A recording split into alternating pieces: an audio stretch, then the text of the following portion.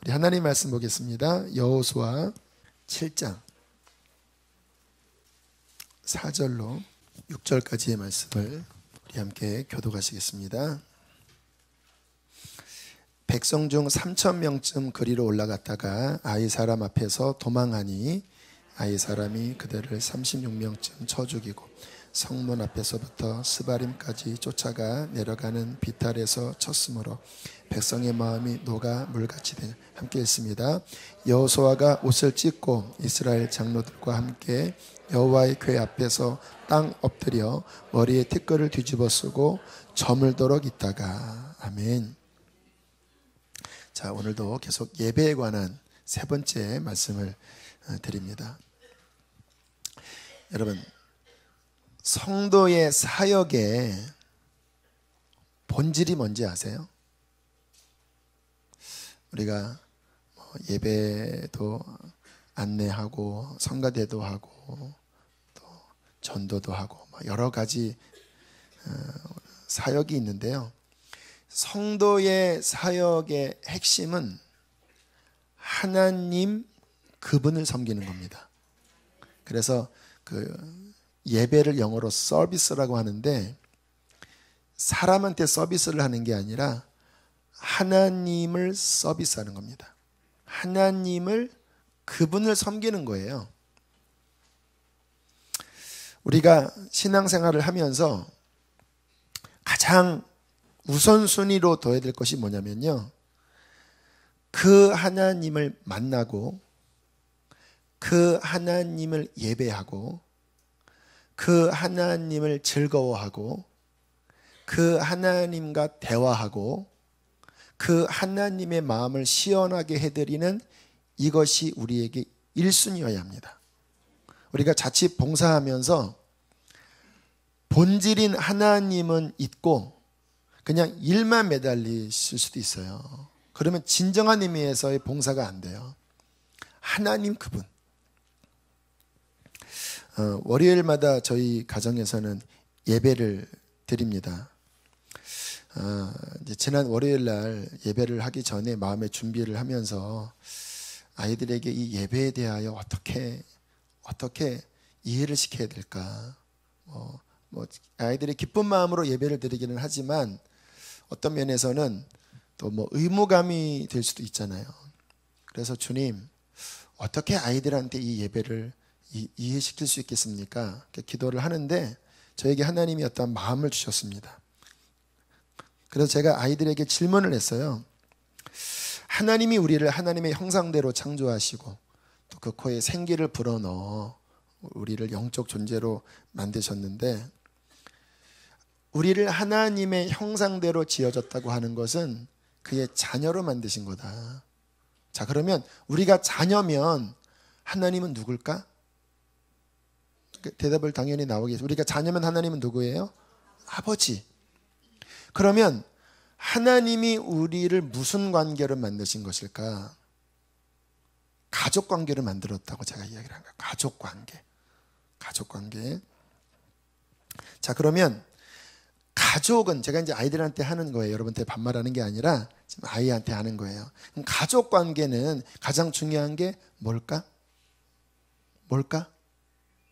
대답을 하더라고요. 함께 사는 것. 함께 사랑하며 사는 것. 정답이었습니다. 그 말을 제가 원했어요. 가족은 함께 살려고 존재하잖아. 그래서 아버지가 이렇게 돌아올 때, 또 너희들이 학교나 끝나고 돌아올 때 가정 생각하면 기쁘지. 거기에 엄마가 있고 아빠가 있고 가족들이 있고 막 설레이고 좋잖아. 하나님이 우리를 창조하실 때 그렇게 사랑하는 관계로 만드셨단다. 자, 그러면서 제가 이 이야기를 하고 싶었던 거예요. 우리가 이렇게 모여서 찬양하고 그리고 우리가 모여서 주여 하고 불 끄고 기도할 때 무슨 일이 일어나는 줄 아니? 하나님이 이곳에 함께 하신단다.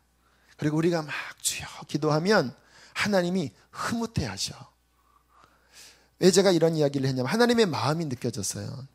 우리가 이렇게 모여서 자, 시간 됐어. 자, 우리 예배 드리자. 이렇게 모이는 그 순간에 우리는 하나님을 대상으로 지금 모인 거잖아요.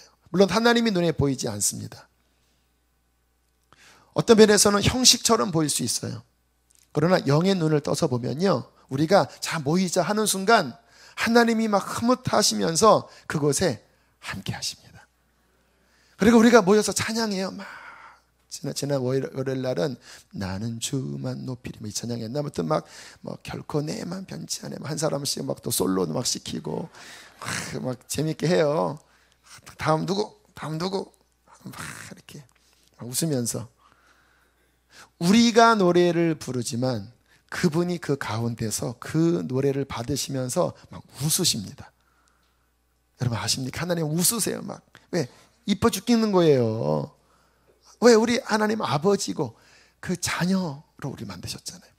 그리고 자 불 끄고 우리 기도하자 하면요, 아무튼 이제 문화가 형성이 돼서 아무튼 주여 라라라 살라와라라 아무튼 해요. 아무튼 막 하면 쫙 하고 막 또 지난 월요일 날 선교사님 우리 여재우 선교사님 지난번에 오셨잖아요. 그분의 남동생이 그 이제 시험관으로 이제 그 처제가 아니라 재수 씨가 쌍둥이를 낳는데 한 아이가 한 700g으로 낳는데, 그런데 그 아이 장이 막 좋지 않아서 폐혈증이 막 일어나서 그 시간에 수술한다고, 그래서 후유증 생기지 않게 해달라고. 그 조그만 1kg도 안 되는 아이가 배를 개복해서 얼마나 가슴이 아파요. 우리 그 아이를 위해서 기도하자고.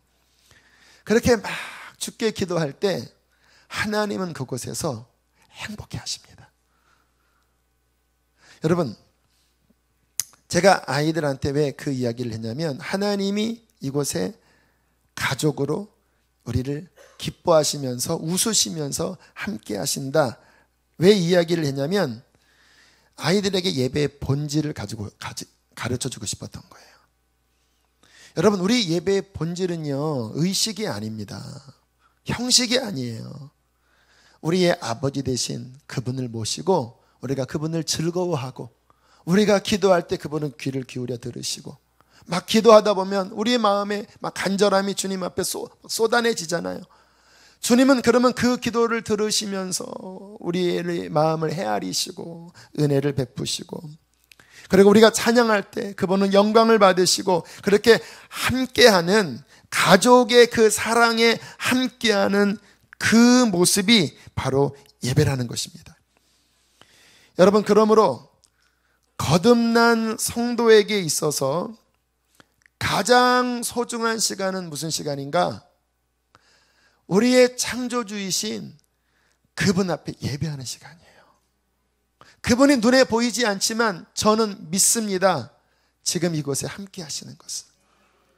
우리가 그분 앞에 찬양하고 기도할 때 그분은 우리를 사랑하시기 때문에 우리의 찬송에 귀를 기울이시고 그것을 기쁘게 받으시고, 우리가 주님 앞에 이렇게 구별하여 예물을 가져올 때 이 안에 여러분들의 마음이 다 담겨져 있잖아요.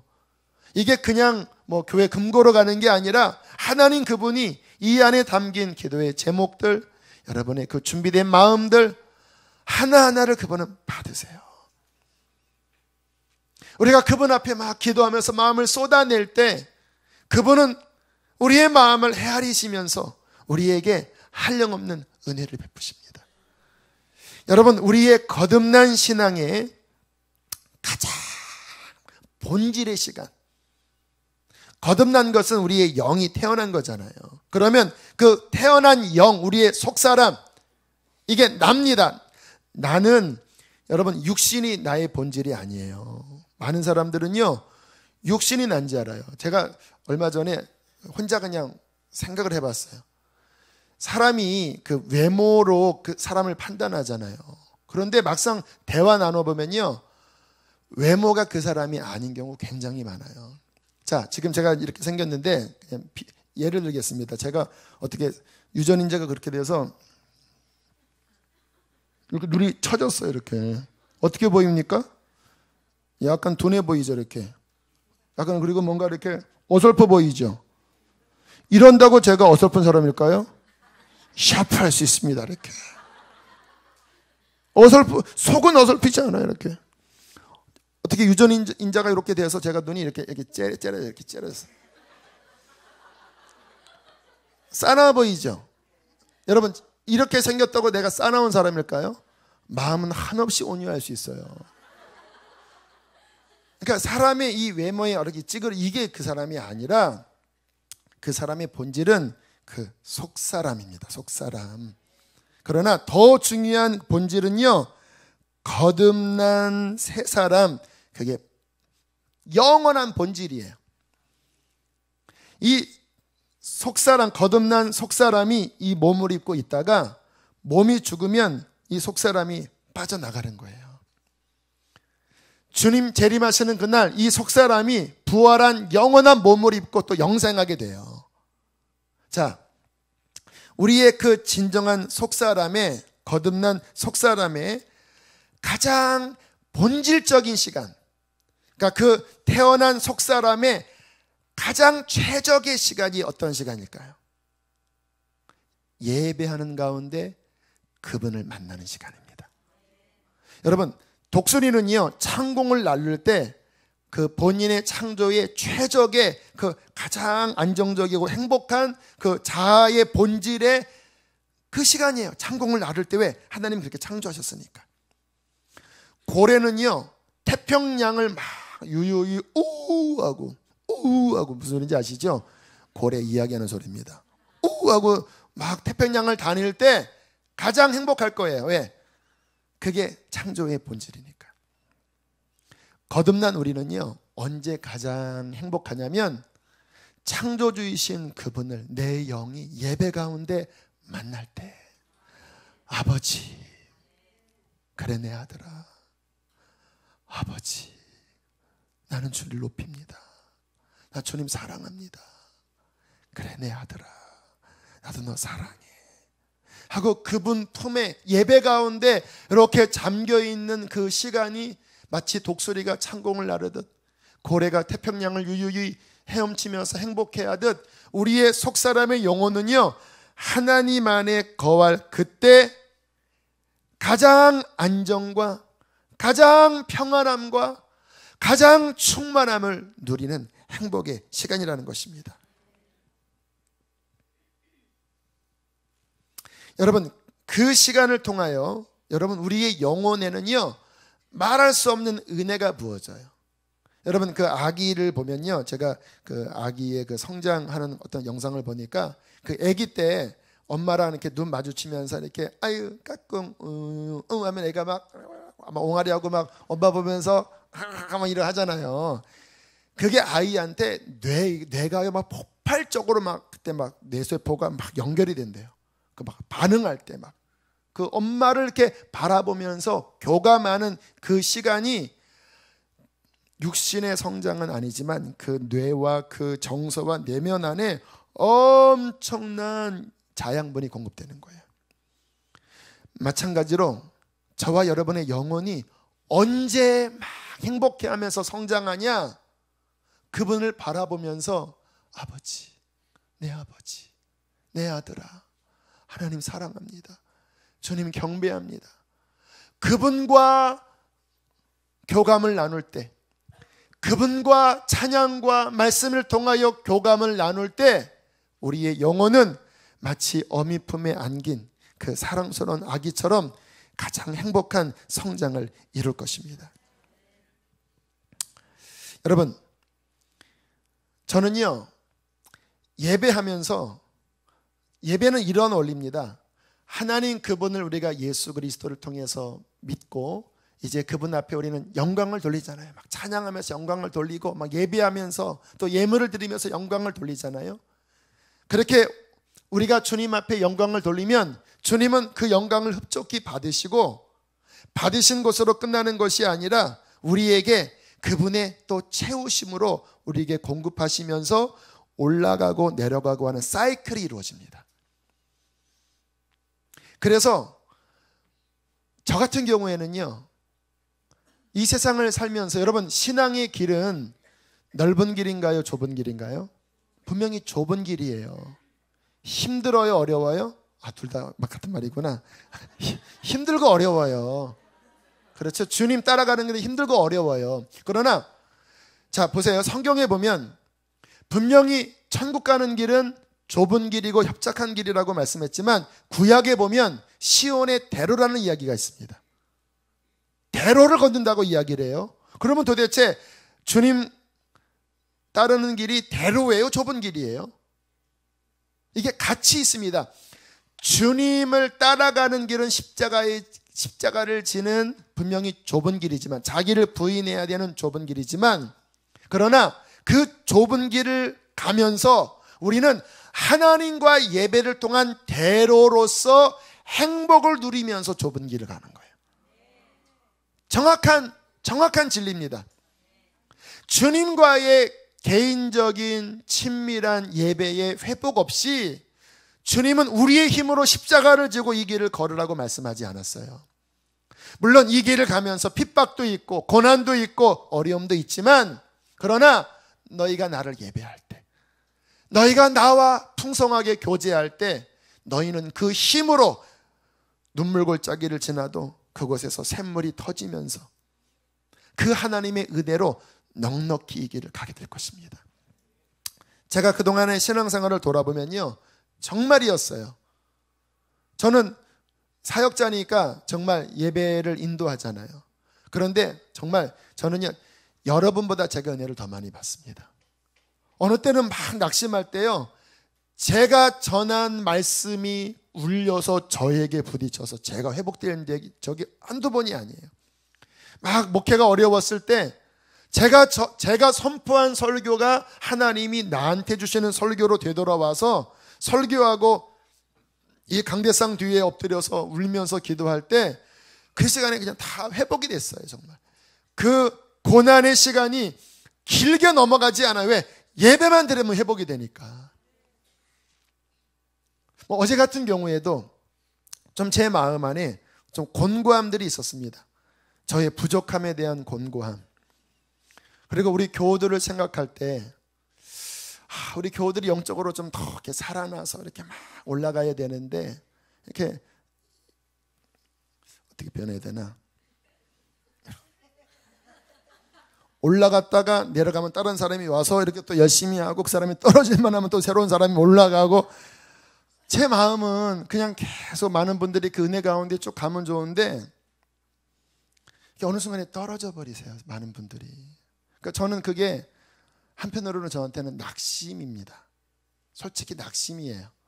왜냐하면 함께 이렇게 가면 좋은데, 저는 그래서 고민이에요. 왜 사람들이 왜 떨어질까? 이따가 그 원인도 좀 나눌 텐데, 그런저런 마음에 좀 마음이 곤고하고, 또 내가 다 부족해서 그렇지, 이런 낙심스러운 마음이 있는데, 집에서 저녁 먹고 제 마음에 교회를 가자 이런 마음이 들어서 쭉 저쪽 신봉동 가서 뭐 좀 사고 여기 와서 이 자리에서 제 마음을 토해냈습니다. 예배한 거죠. 하나님. 그런데 한 30분 기도하니까요, 그냥 회복이 돼버렸어요. 내가 함께한다. 너는 네가 할 일만 하면 된다. 그리고 몇 가지 더 말씀하셨는데, 주님의 어떤 위로를 받고 다시 용기를 얻고 다시 힘을 얻고 일어난 거예요. 여러분, 우리의 신앙생활에 우리는 고아가 아닙니다. 그분이 우리와 함께 하십니다. 어느 곳에서 그러면 힘을 얻는가? 다른 곳이 아닙니다. 성도는 오직 예배하는 곳에서 힘을 얻습니다. 성도는 오직 예배하는 곳에서 이 좁은 길을 걸어갈 하나님의 위로하심과 하나님의 지혜와 하나님의 능력을 공급받는 거예요. 그러므로 거듭난 성도라면 그 삶의 우선순위는 예배예요. 거듭난 신자라면 그의 삶에 예배를 회복하고 살리기 위하여 최선을 다합니다. 왜요? 예배가 살면 다 살기 때문에. 그러나 반대로 거듭난 성도지만 예배가 죽어버리면 다 죽는 거예요. 거듭난 성도에게 생명줄은요, 예배입니다. 이 예배를 통하여 우리가 살아나고요. 또 하나 중요한 말씀을 좀 나눌게요. 아까 그 사람들의 영적인 넘어짐에 대한 이야기인데요. 자, 예배의 중요한 또 하나의 비밀은 뭐냐면요, 영적 전쟁과 관련되어 있습니다. 예배는 하나님과 나와의 어떤 교제를 통하여 힘을 얻고 그분께 영광 돌리는 것만이 아니에요. 여러분이 진짜 영적 예배를 드려보면요, 그 예배 가운데 영적 전쟁이 풀어집니다. 오늘도 우리가 아까 찬양하다가 그 후반부에 사탄을 대적하자, 저는 그 기도 준비는 안 했었거든요. 성령께서 그런 마음 주셔서 악한 영을 대적하고, 그리고 제가 영적 전쟁에 가장 잘 휘두르는 말씀의 검이 시편 27편입니다. 여호와는 나의 빛이요 내 생명의 능력이시니 내가 누구를 두려워하리요. 근데 그 가사가 연결이 되면서 찬양의 문이 열리고 주께서 승리를 주셨잖아요. 할렐루야. 예배와 영적 전쟁이 긴밀하게 관련되어 있습니다. 여러분, 저는 그렇게 생각해요. 여러분, 신앙인의 가정에 악한 영이 공격을 할까요, 안 할까요? 여러분, 기억하십시오. 신앙인의 가정은 사탄의 주 공격 대상입니다. 여러분, 생각해보세요. 가정 안에, 믿는 가정이라면, 다 예수 믿는 가정이라면 그 안에 사랑이 흐르고 화평이 흐르고 그리고 은혜가 넘치고 그 안에 하나님의 임재가 거해야 되잖아요. 그렇죠? 그런데 가정이 냉랭하고 가정이 서로 날카롭고 그냥 사람들이 그냥 TV 앞에 그냥 세속적인 거 앞에 그냥 멍하니 이렇게 앉아있고, 애들은 막 게임에 미쳐갖고 막 죽여 막 폭파해 막 게임에 몰두하고 막 짜증나고 막. 여러분, 그러한 분위기라면 그 가정에 성령과 천사가 충만히 임재하고 있을까요? 아니면 악한 영들이 그 속에서 사람을 잡고 있을까요? 거듭난 신자지만 그러한 분위기라면 뻔합니다. 악한 영들이 또 틈을 비집고 들어와서 불안하게 하고 악한 생각에 빠지게 하고, 교회에서는 거룩하청하지만 집에서는 막 다툼하게 하고, 자녀는 부모에게 반항하고, 부모는 부모 역할을 하지 못하고 세속적이고, 그거는요 그냥 일어나는 일이 아니에요. 거기에 틈이 열려 악한 영이 삐죽고 들어와서 가정을 잡고 있는 거예요. 그러한 곳에 자녀들이 빗나갑니다. 여러분 아십니까? 악한 영이 와서 하는 일이 뭡니까?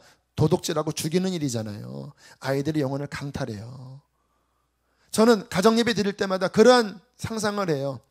혹시 다시 우리의 가정 안에 악한 영이 틈타고 들어왔다면 우리가 얘들아 기도하자, 뜨겁게 기도하자.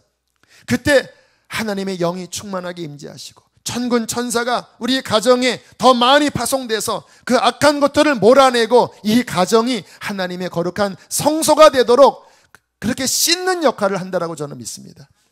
한 2년 전인가요? 저희 교회 이제 1년 개척 사역하시고 복정동으로 가신 한 권사님한테 한 2년 전인가 새벽에 문자가 오고 아침에 전화가 왔어요. 목사님의 가정을 위해서 기도합니다. 목사님의 자녀를 위하여 기도합니다. 그래서 왜 이런 문자를 새벽에 보내셨을까? 그리고 오전에 통화를 했는데 새벽 기도를 하는데 갑자기 우리 가정이 떠오르면서 아이들을 위하여 기도하는데 막 간절한 성령의 탄식을 주셨다라는 거예요. 그래서 막 대적하고 막 주님 아이들을 지켜주세요. 그 아이가 누군지는 얘기 안 했습니다. 그래서 그때 저한테 급히 새벽에 문자를 보내고 오전에 통화를 한 거예요. 물론 저는 그러한 감지를 하지는 못했어요. 또 아이들한테 무슨 일이 있었냐고 물어보지는 않았어요. 하지만 여러분 기억하십시오. 가정을 무너뜨리려는 사탄의 공격은 계속됩니다. 연약한 자녀를 공격하고요. 목회자가, 여러분 만약에 제가 지금 목회에 집중해야 되는데 자녀들이 막 방황해서 거기에 신경 팔리면 목회에 집중 못해요. 그러면 사탄은 공격하는 거예요. 그 영적 전쟁에 우리가 주님 앞에 예배로 살아있을 때 그것을 물리칠 수 있다는 거예요. 자, 여러분, 교회에 마귀가 있을까요, 없을까요? 교회에 악한 영들이 있을까요, 없을까요? 있기도 하고 없기도 합니다. 성령 충만한 교회는 왔다가 도망가요. 이곳에 불이 있으니까. 여러분, 악한 영이 믿는 가정, 믿는 성도, 믿는 교회에 자유롭게 들어들 수는 없습니다. 왜냐하면 주님께서 십자가와 부활로 승리하셨기 때문에 사탄을 제어할 권세가 믿는 자들에게 있습니다. 그런데 왜 가정 안에, 교회 안에 그런 악한 영의 공격이 있을까요? 사탄이 교회를 공격해요. 사탄이 성도들을 공격해요. 왜요? 여러분, 성도들에게는요, 마태복음 16장에 보면 내가 이 반석에 내 교회를 세우리니 음부의 권세가 견디지 못하리라. 원어로 보면 음부의 대문이 견디지 못하리라 했습니다. 그러니까 우리가 정말 거듭나서 성령이 우리 안에 있고 복음이 우리 안에 있고 예수의 이름을 믿음으로 활용하면 악한 영의 권세는 깨어질 것입니다. 하나님을 떠난 세상은 사탄의 손아귀에 있어요. 그러나 거듭난 신자, 거듭난 성도, 성령 충만한 교회가 복음을 들고 그 어둠의 세상을 향하여 기도하며 진격하면 어둠의 세력의 대문은 견디지 못하고 깨집니다. 성도들이 영적으로 깨어나고 살아나면요, 그것은 하나님 나라의 군대가 서는 거예요. 그리고 하나님께서 작정하신 그 하나님 나라의 강력한 확장의 역사가 그 깨어난 성도를 통하여 막 일어나는 거예요. 그래서 저희 교원들 보면요, 막 살아나는 분들은요, 막 가정에서 막 제사 없애고요, 막 자기 부모님에게 가서 막 용서를 구하고요, 막 맺혔던 것들을 풀고요, 막 가정 안에 막 복음을 전하고요, 주변에 아는 사람들 막 주님께로 막 돌아오도록 막 하나님의 나라 역사가 막 확장되면서 그런 열매들이 막 꿈틀꿈틀 움직입니다. 이게 교회의 영광이요, 교회의 능력입니다. 자, 그러면 생각을 해보세요. 사탄이 가만히 있겠습니까? 에베소서 6장에 보면 지금 우리는 사탄과 뭐하는 상황 가운데 있다고 말씀하십니까? 영적 전쟁. 전쟁 아세요? 전쟁. 여기 우리 교회 군인 출신들 많이 계시는데 전쟁이 뭔지 아시죠? 전쟁. 글자 그대로 전쟁이에요. 하나님 나라의 군대들과 우리 거듭난 신자들이죠. 그리고 천상에서 쫓겨난 그 루시퍼와 그 밑에 악한 천사들, 동조했던 천사들과 그 밑에 악령들, 귀신들이 이 온 세상의 구석구석 지역마다 가문마다 어떤 영들을 가지고 통치하고 있는 거예요. 그런데 예수님이 이 땅에 오셔서 십자가를 지시고 부활하셨을 때 악한 영의 권세는 합법적으로 깨어졌습니다. 그러나 완전히 끝내진 않았고요, 이제 복음을 든 그리스도의 군사들이 그것을 복음으로 기도로 치면 주님은 무너지게 하셨어요. 그런데 이게 그냥 무너지진 않아요. 얘네들이 녹록한 존재들이 아니에요. 예수님도 십자가에 달려 죽게 했어요. 아담과 하와도 무너뜨렸다라니까요. 여러분, 얘네들은요 이렇습니다. 누가 깨어났어요. 그러면 딱 보고가 올라갑니다.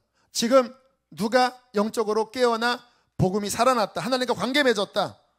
그러면 사탄의 진영에서는 지금 빨간불이 삐뽀 바라바라바라 이렇게 울려요. 그러면 짜라락 모여요. 이렇게 걔네들 모여서 지금 누가 깨어났다, 쟤네 놔두면 큰일 난다. 왜요? 교회의 권세가 음부의 대문을 칠 거 아닙니까? 놔두면. 그러면 파일을 꺼냅니다. 파일을 다 꺼내면, 죄송합니다, 황윤아가 깨어났다. 자, 파일 꺼내라. 자, 황윤아 프로필이 쫙 나와요. 얘의 약점, 지금 장난이에요. 얘는 우울해. 그래서 카페 음악 틀어주면 우울함에 빠져서 마음이 흔들릴 거야. 그러면 이제 여기 지나가다 이런 일반 레코드에 마귀가 딱 달려가서, 자, 제가 좋아하는 그 음악 틀어, 이렇게. 그럼 지나가다 그 음악 딱 들리는 순간, 막 그전에는 막 나는 주만 높이려 하다가 그게 딱 들리는 순간 언제나 소나 뭐 이런 소리가 들리면 갑자기 그게 막 울리면서 옛날 생각이 나면서 비가 오면 생각나는 그 사람 하고 거기에 빠지는 순간 이렇게 덮이면서 영이 수르르르 가라앉아. 그리고 거기에 점점 본인의 과거에 즐겼던 그런 것들이 하고, 그때 빨리 전화해. 그 친구들과 빨리 전화해. 누구니? 우리 한번 만날까? 그렇게 하면 다 가는 순간 이제 확 묶여서 가는. 비유예요. 하지만 실제적입니다. 누가 깨어나면요, 쟤는 누구 치면 쟤는 낙심해. 어떻게 움직이면 쟤는 신앙이 흔들려. 그래서 일단 쟤 불을 꺼야 돼. 왜? 제가 복음이 살아있고 교회가 살아나면 그러면 우리를 칠 거야. 그래서 여러분 치열하게 조직적 전략적으로 여러분 대놓고는 우리에게 못 와요. 왜? 우리에게 있는 권세가 마귀의 권세보다 큽니다. 그러니까 얘네들은 뭐를 합니까? 간계, 계략, 우리의 프로파일을 쭉 가지고 어떻게 칠지. 어떤 교회가 막 살아나서 복음이 움직이고 성령이 역사하면요, 사탄은 절대 가만히 있지 않습니다. 수리선한 목자교회, 저희 교회 좀 뜨겁다고 막 사람들이 막 회개하고 막 뭔가 사람들이 변화가 일어나 어떻게 넘어뜨려야 되냐, 막 전략회의. 여러분 생각해 보세요. 충만했었는데 기도가 잘 됐었어요. 막 기도가 열리잖아요. 이렇게 막 하늘이 보는 열리는 기도. 그냥 내가 혼자 애쓰는 기도가 아니라 성령의 능력으로 하는 기도는 여러분 이 땅에 하나님의 나라를 임하게 합니다. 막 기도가 열렸었어요. 열정이 타올랐어요. 주의 전을 향한 그 사모하는 마음, 내가 주의 전으로 달려가, 내가 교회를 위하여 기도하고 잃어버린 영혼들을 위하여 중보하고 내가 복음을 전하고 막 타올랐었는데 언제부터인가 열정이 가라앉고 기도하면 졸립고 힘들고 병든 닭처럼 힘을 잃고 마음은 식어지고, 그전에는 그렇게 막 너무 좋고 목사님 생각해도 확 좋았는데 이제 별로 예쁘지도 않고 교인들 누가 밉고 전사님들도 싫고, 교역자 싫으면 교회 나가기 싫죠. 목사님 싫으면 교회 나가기 싫죠. 설교도 안 들어오죠. 그러면서 점점 내 마음은 불이 쑥 꺼져서 구령의 열정도 잃어가고 예배의 기쁨도 잃어가고 그냥 그 마음이 축 처져 있다면 왜 그랬을까요? 왜 그런 일이 벌어졌을까요? 여러분 단순하게 분별하세요. 내가 주님 만나고 복음을 만나고 교회를 만나고 막 주님 앞에 막 타올라서 막 이제 하나님 나라의 열매가 이제 막 맺혀지려고 했었는데 왜 이게 몇 달 못 가고 왜 불이 꺼졌을까요? 누구 때문일까요? 많은 사람들은 어리석습니다. 정말 어리석어요. 환경 때문이라고 생각하고 사람 때문이라고 생각해요. 아닙니다. 당신은 사탄의 공격을 받은 것입니다. 당신을 통하여 하나님의 나라가 확장되지 못하도록 당신 안에 분열을 넣었습니다. 당신과 목회자의 관계가 막히게 만들었고 당신 안에 예배의 열정, 기도의 열정을 사탄은 효과적으로 꺼뜨려 버린 거예요. 이것을 분별하고 이것을 깨트리고 이것을 이겨나가면서 그 사랑과 불을 끝까지 지키는 사람들을 주님은 찾고 계십니다. 사탄에 공격한다라니까요. 저는 이 교회의 이 불을 지키기 위하여 저는 날마다 싸웁니다. 날마다. 왜요? 하나님께서 이 땅을 보시면서 우리 한국교회에 한때 막 쓰임받았던 많은 교회들이 그 불 꺼지고 화석화된 교회들 너무너무 많거든요. 지금 안 쓰셔요 하나님이. 왜요? 사탄의 공격을 받고 결국은 분열이 일어났고 스캔들이 일어났고 어떠한 것들을 통해서 하나님의 임재가 떠나버린 거예요. 하나님께서 이 교회에 작지만 그래도 주의 임재를 허락하셔서 하나님이 영혼을 살리고 계신데 사탄이 공격해 와요. 여러 가지 모습으로 저의 연약함을 건들기도 하고 또 앞으로 어떤 공격이 있을지도 몰라요. 왜? 아마 이 교회의 제 1순위의 타겟은 저일 겁니다. 제가 어떤 것으로 무너지면 여러분 다 떠나지 않겠습니까? 그런 영적 공격에 우리들이 깨어서 분별하고 마귀의 화력보다 더 강한 하늘나라의 영적 병기로서 그것을 제어하고 그리고 오히려 더 충만한 하나님의 임재를 이 땅 가운데 끌고 들어와 하나님의 나라를 더 왕성하게 확장하는 능력 있는 승리하는 성도가 되어야 되지 않겠습니까? 승리하는 교회가 되어야 되지 않겠습니까? 수많은 교회가 수많은 국가가 그렇게 하늘의 복을 받고 살아났다가 불이 꺼져서 지금은 기독교가 사그라지는 국가, 사그라지는 교회, 사그라지는 사람들이 얼마나 많은지요. 주님의 아픔입니다. 너무나 안타깝게 마귀의 괴계가 어떤 면에서는 더 성공적으로 이 영적 전쟁에 성공적으로 효과를 거두고 있어요. 왜요? 성도들의 무지 때문에. 그냥 사람이 그런 줄 알고 그 섭섭한 마음에 그 인간적인 어떤 마음에 마음이 푹 꺼져서 더 이상 하나님의 나라를 위하여 움직이질 않아요. 여러분, 이 영적 싸움을 분별하고 이기는 그 출구가 어딘지 아십니까? 예배입니다. 예배 중에 깨닫게 되는 거예요. 예배 중에 시편에 보면요 그런 말씀이 나와요. 내가 하나님의 성소에 들어갈 때 깨달았다라고 이야기를 해요. 막 침체되고 막 낙심이 됐었는데 하나님의 성소에 들어가 예배가 열릴 때 깨닫고 그 시험에서 이기게 돼요. 여러분, 우리의 신앙생활에 뭔가 막히고 뭔가 답답할 때 여러분 예배를 살리면요 그 예배 중에 분별이 되고요 그 예배 중에 악한 영의 실체가 드러나 버립니다. 마귀는요 자기 실체를 안 드러내고 다가오는 게 주요 전략입니다. 왜? 드러내면 아니까 그냥 인간적인 것들로 움직이는 거예요. 마귀가 쓰는 어떤 사람들이 있어요. 그런 사람들을 막 자극하면서 뭔가 움직이는 거예요. 그러니까 마귀가 안 보여요. 사람만 보여요. 그래서 막 뭔가 막 영적인 공격이 올 때 예배를 하면요 분별이 됩니다. 성령께서 싸워라, 대적하라. 그리고 막 대적할 때 내 영혼 안에서 그것들을 꺾고 나면 우리는 그 시험에서 돌파가 되고 하나님의 거룩한 불을 지킬 수 있는 것입니다.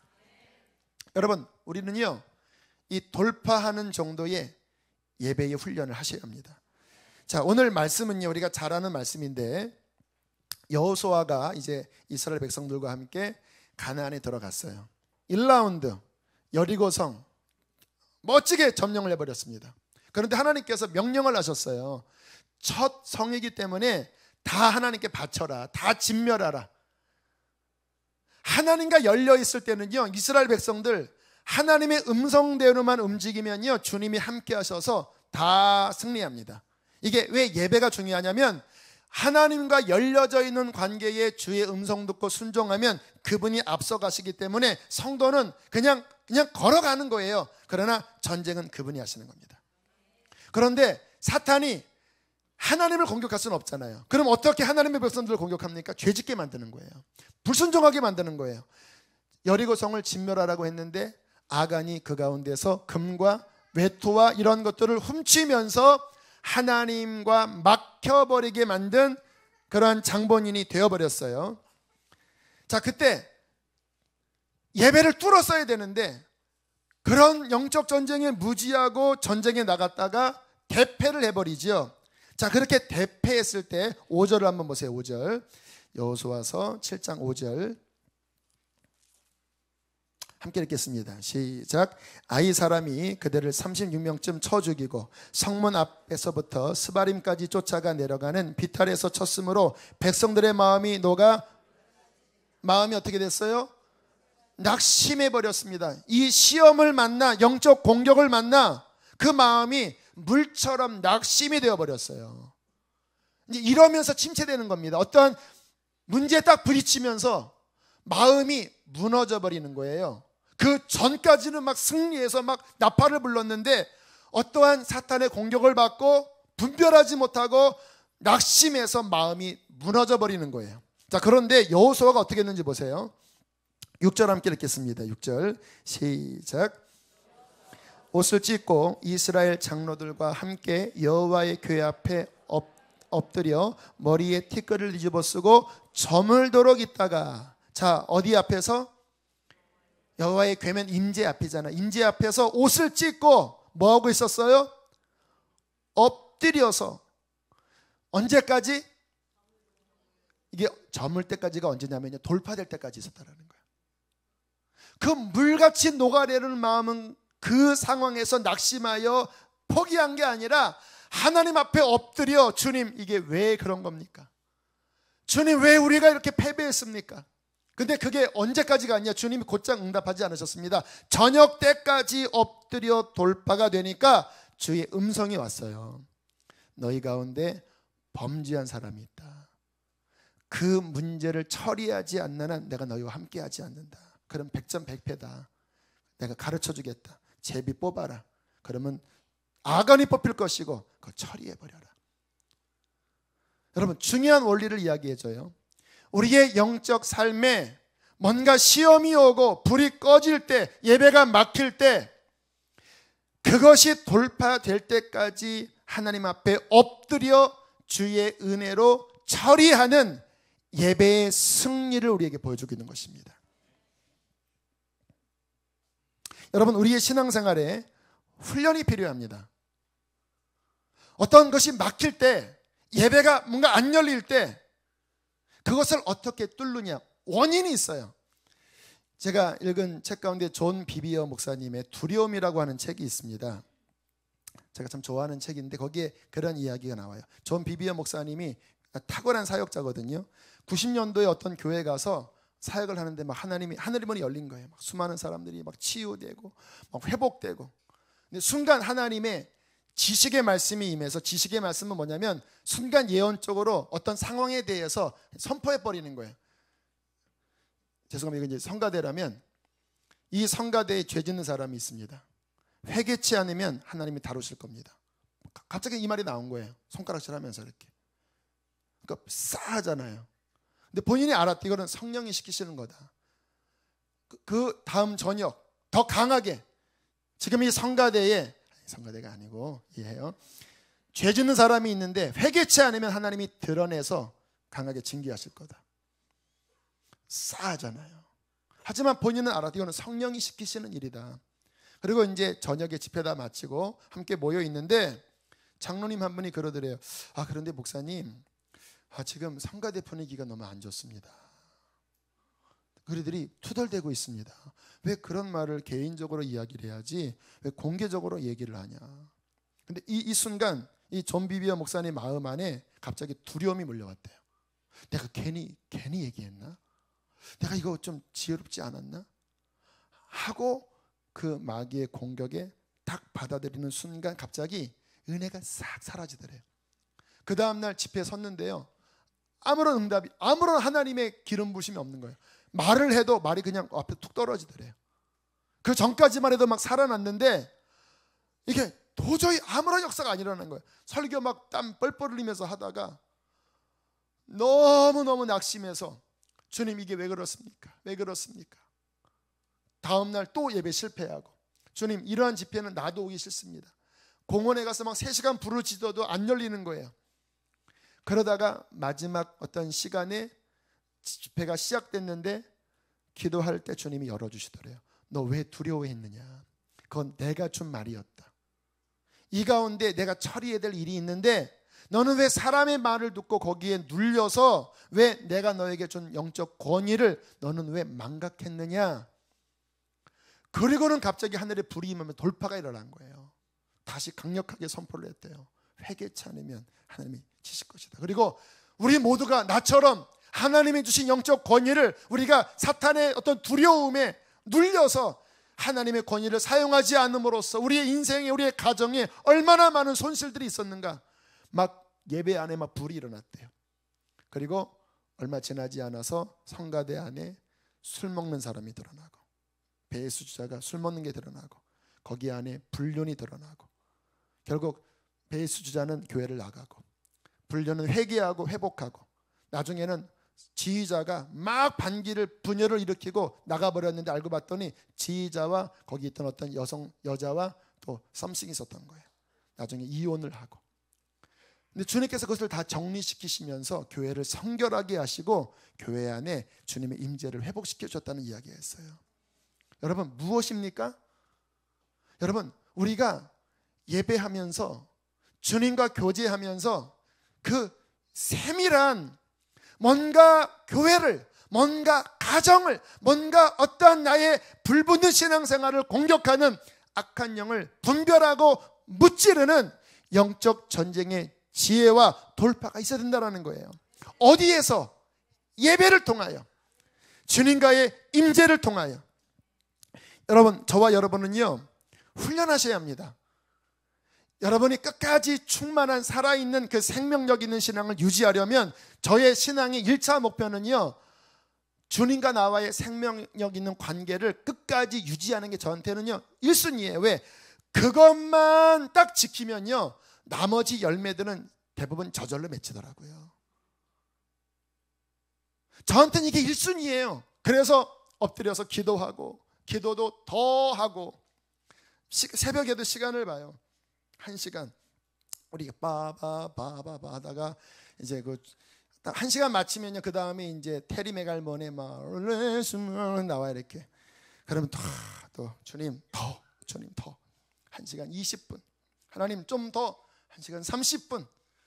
주님 하면 막 열려요. 승리했어요. 이겼어요. 그전에는 제가 집에 갔거든요. 요즘은 집에 안 가요. 사무실에 올라가서 성경을 다시 읽습니다. 조금 쉰 다음에 성경을 읽어요.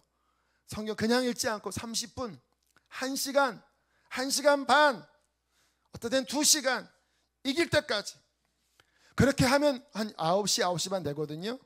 그러면 교회 출근 시간이에요. 저는 그 시간에 이미 그냥 하루를 넉넉히 살 힘이 그때 저는 다 주어져요. 할렐루야. 왜 이렇게 합니까? 저는 예배의 승리, 주님과 나와의 그 친밀하고 온전한 그 충만함을 유지하는 것을 저는 생명처럼 여겨요. 이게 저의 기쁨이고, 이게 저의 사는, 저의 본질이에요. 주님이 우리를 이 세상의 소금과 빛으로 삼으셨다 그래서, 소금과 빛이 뭡니까? 주님이 소금이고 주님이 빛이에요. 내가 주님과 바른 관계 맺고 주님의 충만함이 내 안에 있어서 그 힘으로 살아가야 내가 맛을 내지 않겠습니까? 제가 여러분 앞에 이렇게 설교를 할 때 제가 맨날 세상 생각만 하고 있고 맨날 막 놀러만 다니면 제가 무슨 여러분에게 감화력을 주겠습니까? 저는 이것을 돌파하기 위하여 매일 싸웁니다. 매일 힘든 싸움을 하지만, 그러나 이것이 승리하고 나면 그 충만한 주의 생명력이 제 마음을 기쁘게 하고, 그 충만한 생명력이 저를 날마다 그 아름다운 열매를 먹게 합니다. 여러분, 이 예배의 회복, 이 돌파하는 승리의 예배의 날마다의 승리가 우리 신앙생활의 생명처럼 중요하다는 것입니다. 많은 사람들을 보면 안타까운 게요, 이 마귀와 이 권투, 레슬링 하잖아요. 그런데요, 처음에 막 은혜 받고 막 하면서 막 마귀를 막 이겨요. 막 하면서 막 이겨요. 한 3-4달 지나면요 링에 누워 있습니다. 이렇게 마귀가 이러고 있고 누워 있어요. 아, 시험 들었다 이거예요. 기도 안 나오고, 새벽 예배도 이제 안 나오고, 예배도 이제 주일만 나가고, 아씨 하면서 모습이 그냥 누워 있어요. 저의 아픔입니다. 그리고 많은 것들을 사탄에게 빼앗기고, 기쁨도 빼앗기고, 열정도 빼앗기고, 영혼들도 빼앗기고. 여러분, 돌파해서 일어나셔야 돼요.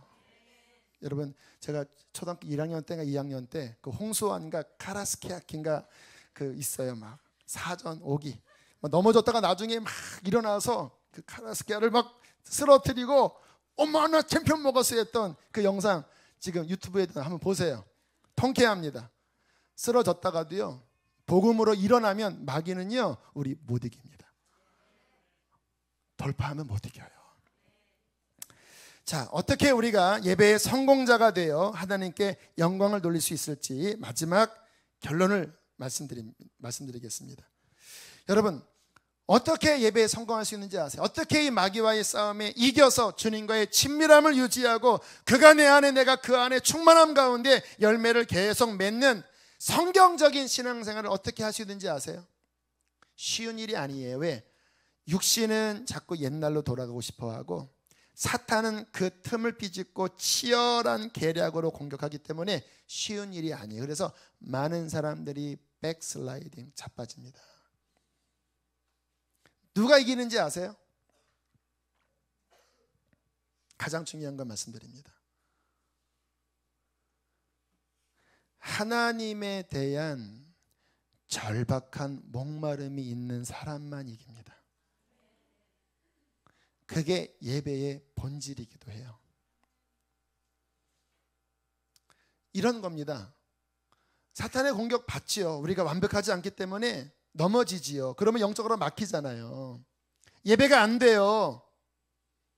두 부류의 사람이 있더라고요.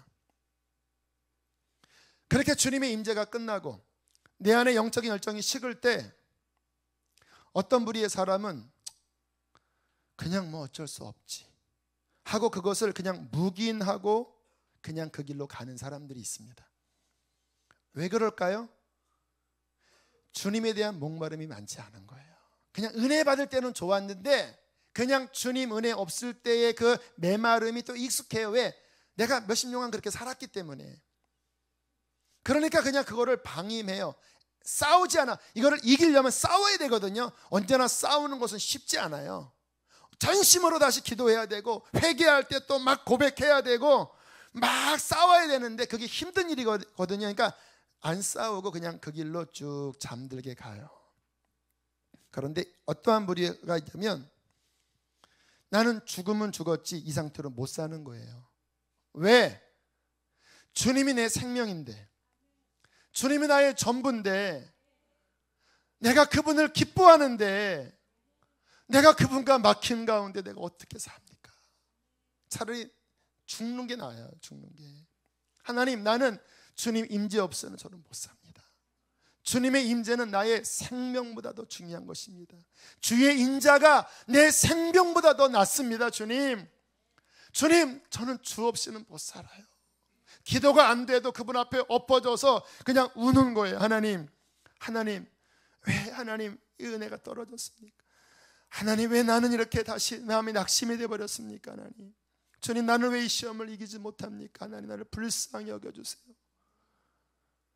그 깊은 데서 하나님 없이는 못 산다고 하는 마음으로 주께 기도하다 보면 주님이 그 중심을 보시고 우리 힘으로 못 일어나니까 그의 은혜를 어느 정도 부어주십니다. 갑자기 기도하는데 막 시원한 물 같은 게 막 흘러 들어와요. 들으면서 마음에 더 깊은 회개가 터져요. 성령이 회개형을 주시는 거죠. 그럼 그거 붙잡고 또 더 기도해요. 그러면 기도가 잘 되는데 계속 잘 되느냐? 아니에요. 원리를 잘 보세요. 어느 정도의 은혜만 주시는 거예요. 그거 기도하다가 또 뭔가 답답해지잖아요. 그렇죠? 그러면 두 부류의 사람이 있습니다. 이 정도면 됐어 하는 사람이 있고, 아닙니다 주님, 나는 이거 아니에요. 주님, 그 온전한 그 은혜, 십자가, 하나님, 오직 내 안에 예수 사는 것, 하나님, 저 그거 원합니다.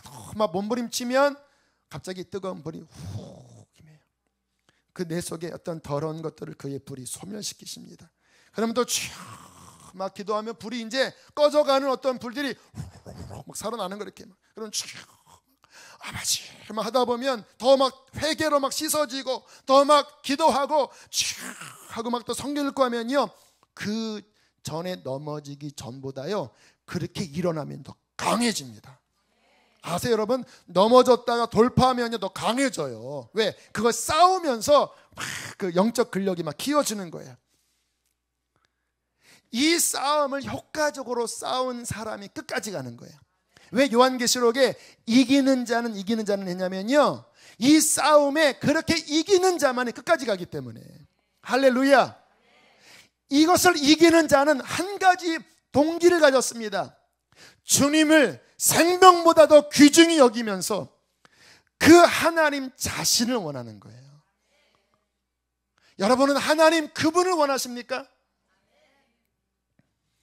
많은 분들이 제가 보니까요, 두려움으로 반짝하는 분들이 있어요. 이렇게 말세래, 와 지금 주님 오시라 다가오고, 막 영상에 프리메이슨, 일루미나티, 와 큰일 났다. 막 두려워서 막 거의 막 얼어서 와. 이렇게 목사님 지금 마지막 때인데 나 이거 지옥이에요. 나 좀 살려주세요. 그러면 저희 교회가 막 부르짖으니까 와서 막 하는데 금방 오실 줄 알았는데 한 달이 지나도 안 오세요. 한 3개월 지나도 안 오세요. 두려움에서 발동된 신앙은 오래 못 갑니다. 아세요? 그 동기는요, 깨어나게 할 수는 있어도요, 마귀는요, 영적 공격이 이렇게 휘몰아치는 게 아니라 은근히 탁, 이 뭔지 아시죠? 이게 뭐예요? 잽, 탁. 그래서 피해요. 이렇게 막. 그리고 막 두려워서 주여 하면요, 마귀가 싹 피해요. 그래, 알았어, 너 회개하고 열심히 해라. 이렇게 숨어 있어요. 이렇게.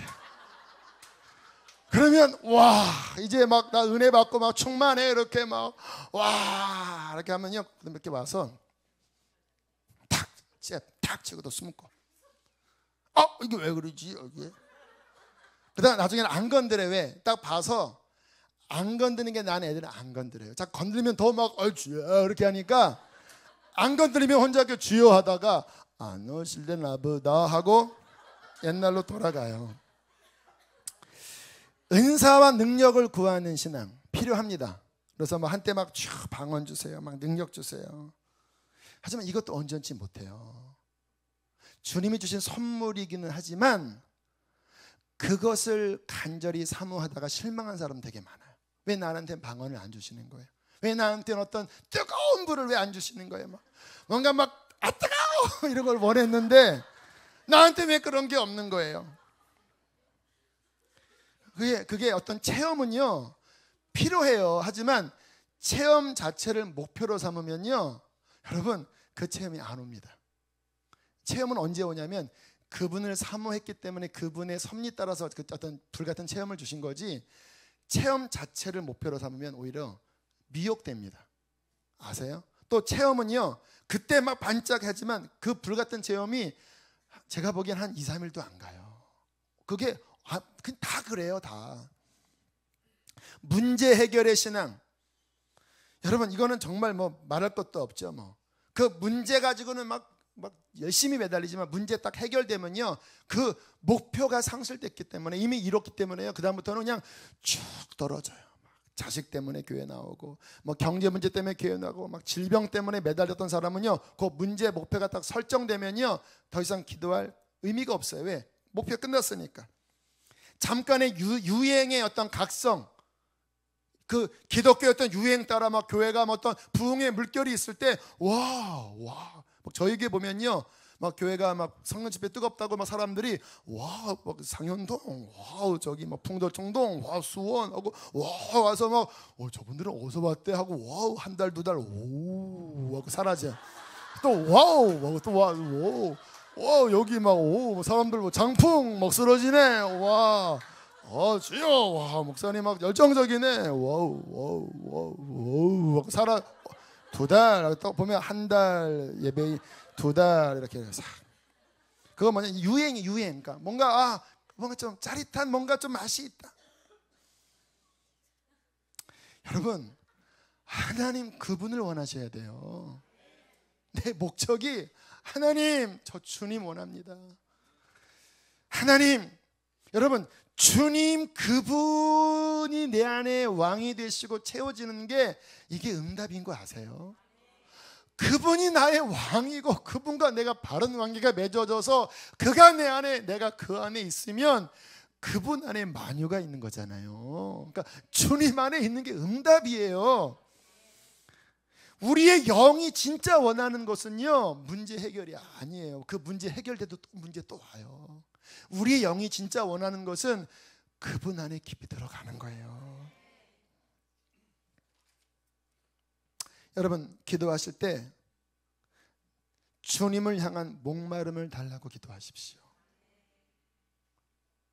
내 깊은 간절함 안에 주 없이는 살 수 없다, 주 없이는 나는 죽는다 하는 그분을 향한 목마름을 먼저 회복시켜 달라고 기도하세요. 왜 목마름이 없는지 아세요? 왜 없을까요? 우리 안에 우상들이 들어와 있어서 그래요. 우상들, 겉으로는 내가 하나님 섬기고 뭔가 반짝할 때 각성도 되고 지옥 가면 안 되지, 반짝될 때 뭔가 어떤 영적인 어떤 그 유행 따라 하고 뭔가 막 능력도 받고 막 은사도 받을 수 있지만, 그 안에 하나님의 자리를 차지하는 우상이 자리 잡고 있으면 그 사람은 언젠간 주님을 떠납니다. 떠나진 않을지 몰라도 종교생활 하다가 끝나요. 천국 못 갑니다. 우상 섬기는 사람이 어떻게 천국 가요? 많은 사람들이 실제 하나님을 원하지 않아요. 주가 주신 응답은 원하고 어떤 뭔가 반짝거린 체험은 원해도 하나님 그분을 원하는 사람은 많지 않아요. 정작 그 중심을 보면 세상 욕심, 탐욕, 그 마음 안에 하나님 아닌 것들로 그 마음 중심을 자리 잡고 있어요. 그 내 속에 있는 탐심을 위하여 하나님을 이용하려고 그래요. 아니 목사님, 저는 이제 그런 거 다 이제 저는 정리됐어요, 목사님. 근데 왜 나한테 열정이 없지요? 당신에게 우상이 있습니다. 뭔지 아세요? 자숭배, 내 자존심, 누가 내 어떤 감정 하나 건드려도 바르르 하고 내 자아를 지키려고 그 중심 안에 자숭배, 우상입니다. 여러분이 정말 원하는 것은 자아였지, 욕심이었지, 정말 깊은 데서 하나님 그분을 원치 않았기 때문에 예배에 실패한 것입니다. 오늘 우리가 찬양을 했습니다. 아까 시작할 때 모든 우상들이 다 무너지고 하나님 내 안에 주님만 섬기게 해주십시오. 그리고 내 깊은 곳 안에 하나님 주님을 향한 목마름으로 더 주님 사모하고 더 주님 사모하고 더 주님 사모하게 하여 주십시오. 이 마음이 우리 안에 정결하게 그분이 왕이 되실 때 그 사람은 승리하는 예배자로 돌파하게 될 것입니다. 그러한 진실한 예배자가 되시기를 축복합니다. 이 시간 찬양할 텐데 좀 바꾸겠습니다. 이 땅의 동가서 남과 북 찬양 고백하고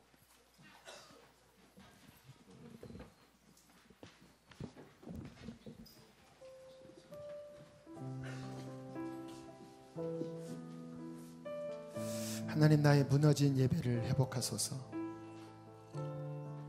나의 영혼을 정결케 하소서. 주님만 나의 왕이 되게 하소서. 찬양 고백하고 기도합니다.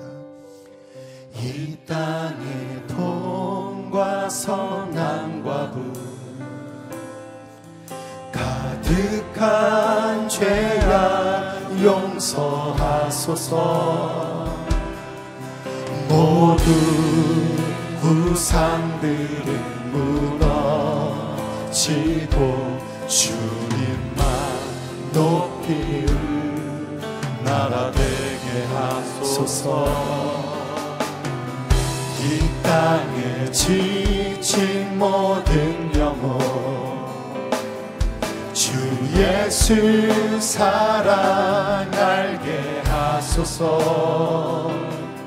저들의 아픔과 눈물 씻는 주님의 보혈 이 땅 치유하소서. 간절하게 주님을 사모하며 성령의 새바람, 성령의 새바람 이 땅에 불어오소서. 주의 영 그 생기로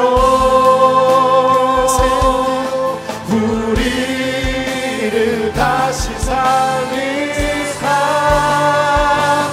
이 땅에 하나님 영광 더하는 그런 나라가 되게 하소서.